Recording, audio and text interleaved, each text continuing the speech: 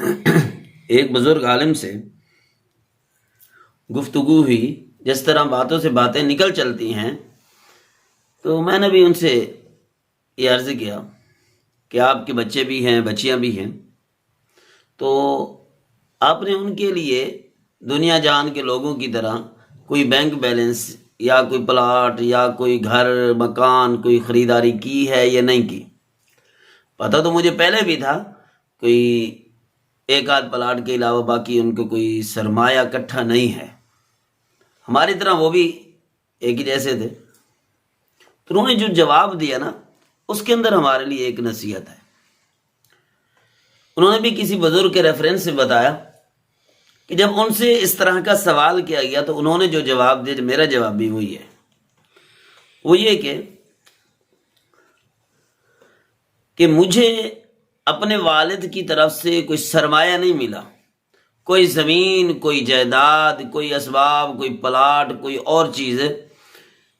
پیسے کی شکل میں بھی نہیں ملی۔ میرا جو کچھ ہے، تھوڑا بہت دال ساگ جتنا بھی ہے، یہ میں نے اپنی کوشش سے اکٹھا کیا ہے، خرچ بھی کیا ہے، بیوی بچوں کو بھی پالا ہے، ان کی تعلیم بھی دلوائی ہے۔ سب کچھ کرنے کے بعد یہ کچھ میں کر سکا ہوں۔ مجھے امید ہے کہ میرے بچوں کے لیے یہ پلاٹ اگر بن جائے تو کافی ہوگا۔ بچوں کو انشاءاللہ میں اللہ کے حکم سے جس طرح نصیب ہوگا، قسمت ہوگی، ان کو رخصت کریں گے، بچوں کے لیے بن جائے گا۔ کچھ نہ کچھ اگر زندگی نے وفا کی تو بچیوں کے لیے بھی بنا لیں گے۔ تو انہوں نے اس تفصیل کے اندر جو بتایا کہ میرے اعضاء سے، میں نے اپنے اعضاء سے یہ کام لیا ہے، تو میں نے یہ کچھ بنا لیا ہے، تو میرے بیٹے کو بھی اللہ نے اعضاء دیے ہیں۔ میرا والد تو مجھے اتنا بھی نہیں دے گیا تھا، وہ تو دیہات کا مکان تھا، وہ ٹھیک ہے، ہو گیا۔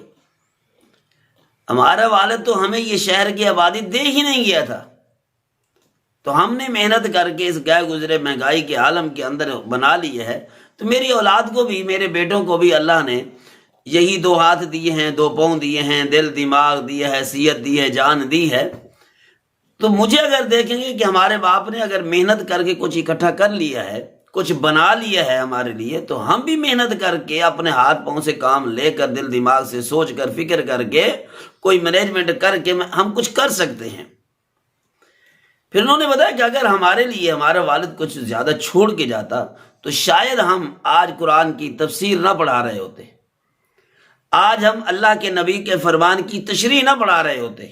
شاید ہم بھی کسی کالج کے اندر پینٹ شرٹ پہن کر اور انہی مغربی لباس کے اندر، مغربی زبان کے اندر کچھ لیکچر دے رہے ہوتے، اور انگریزوں کی زبان کو فالو کر رہے ہوتے، اور انہی کا کلچر شاید اپنا رہے ہوتے، کیونکہ وہاں پر اسلامی کلچر دوسرے، تیسرے، چوتھے نمبر پہ چلا جاتا ہے، پہلے نمبر پہ ہر چیز کے اندر ہی وہ انگریز کو فالو کیا جاتا ہے،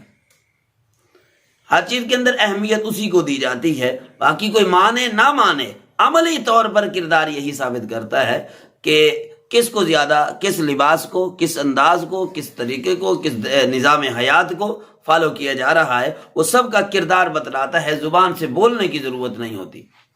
جب ہمیں ہمارے باپ نے تھوڑا کچھ دیا ہے تو ہم نے قرآن کو سینے سے لگایا، قرآن کی تشریح پڑھی، تفسیر پڑھی، حدیث کی تشریح پڑھی، پڑھنے کے بعد ہم اسی کام میں لگ گئے، تو ہمیں امید ہے، ہمیں سکون ہے زندگی کے اندر کہ آئندہ کے لیے بھی ہمیں معلوم ہے کہ قبر کے اندر بھی حشر اچھا ہوگا، میدان معاشر میں بھی اللہ پاک انشاءاللہ ہمارے ساتھ اچھا رویہ اختیار کریں گے، اور ہمیں اس دینی وابستگی کے ساتھ خوشی بھی ہے اور اطمینان بھی ہے، اور امید ہے کہ ہماری نسل بھی اسی کے ساتھ وابستگی رکھے گی تو ان کو بھی سکون میسر ہوگا، اور دین و دنیا کی تعلیم میں دونوں دلوا دی ہیں تو انشاءاللہ وہ بھوکے نہیں مریں گے۔ اب میں ان کے لیے اگلی بات جو انہوں نے بتائی بڑی اس سے بھی زیادہ اہم ہے کہ اگر میں ان کے لیے بہت کچھ اپنے آپ کو ذلت میں ڈال کر، پسینہ خون ایک کر کے ان کے لیے بہت کچھ کرنے کی فکر میں لگ جاؤں، ممکن ہے کچھ ہو بھی جائے، لیکن وہ میرا بچہ پھر وہ قرآن کی تفسیر، نبی کی حدیث کی تشریح مشکل پڑھائے گا، وہ اسی دنیا والی لائن کے اندر لگتا پتہ نہیں کہاں نکلے گا، اور زندگی کے اندر کیا کچھ کام کرے گا۔ تو یہ ہمارے لیے درس ہے کہ کوشش کریں، اس چیز کی اہمیت دی گئی ہے، کہ اولاد کو خوشحال کر کے چھوڑیں بشرطے کہ ہو بھی صحیح، لیکن ایسی خوشحالی جو نقصان دہ ہو، کل کو ہماری اولاد اللہ کے فرمان سے نکل جائے، نبی کے فرمان سے نکل جائے، بزرگوں کے اخلاق سے نکل جائے، کردار سے نکل جائے، بد اخلاقی، بد اتواری، بد تمیز بن جائے، تو اس دنیا سے بہتر ہے کہ ان کو اسی گزارے لائق ہینڈ ٹو ماؤتھ جس کو کہتے ہیں، نبی پاک علیہ الصلوۃ والسلام نے فرمایا، مشکوٰۃ شریف کی حدیث ہے، اے اللہ میرے اہل بیت کو قوت لا یموت رزق عطا فرما۔ کیا مطلب؟ جس کو انگلش کے اندر ہینڈ ٹو ماؤتھ کہتے ہیں، یعنی اتنی روزی کہ بس ان کو وہی کھانے کے لیے کافی ہو۔ باقی نبی علیہ السلام اگر چاہتے تو بہت کچھ اکٹھا کر کے جا سکتے، لیکن نہیں کیا، تو درس دے دیا، ہمیں نصیحت دے دی کہ بھائی ان چیزوں کو اکٹھا کرنے کی فکر میں مت پڑنا، جب تم ان چیزوں کی فکر میں پڑ جاؤ گے تو دین کو تم رخصت کر بیٹھو گے۔